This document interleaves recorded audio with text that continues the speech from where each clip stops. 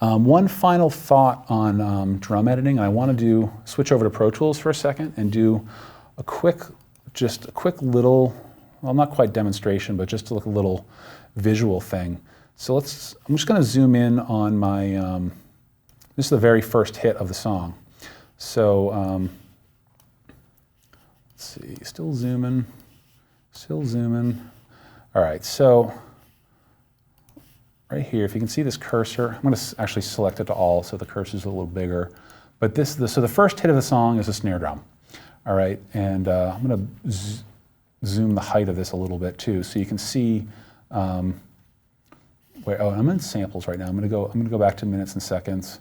So you can kind of see a timing offset between the top and bottom snare mic. We're going to talk more about that later. So the snare is arriving.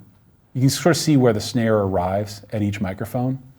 So there's a little bit of a delay before it gets to the rack tom, another little bit more delay before it gets to the floor tom, a little more delay before it gets to the overhead, pretty big delay before it gets to that close room mic, which was a mono AEA N22 in front of the kit.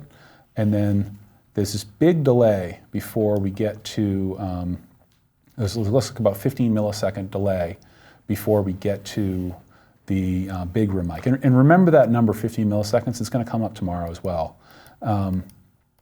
So before I edit the drum set, let's say, I'm going to shrink this down a little bit again just so I can see what's going on a little better, but let's see if I can find like a drum fill, like a roll or something. I don't know if he does anything with that. There's some stuff, this little build-up thingy. So like, look how, a little tough to see, but you can see how skewed, you know, this like 15 millisecond offset is,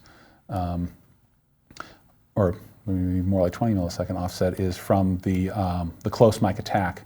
What I like to do when I'm editing, if I end up doing any grid-based editing, especially before I do my edits, I like to slide. I'm going to go back to the beginning.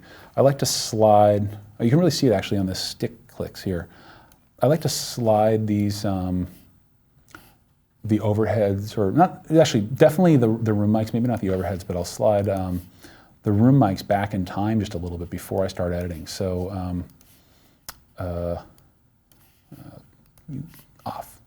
So let's take my close mic, and I'm going to say 5 milliseconds. I'm in shuffle mode right now, so when I delete, it's going to pull the track back.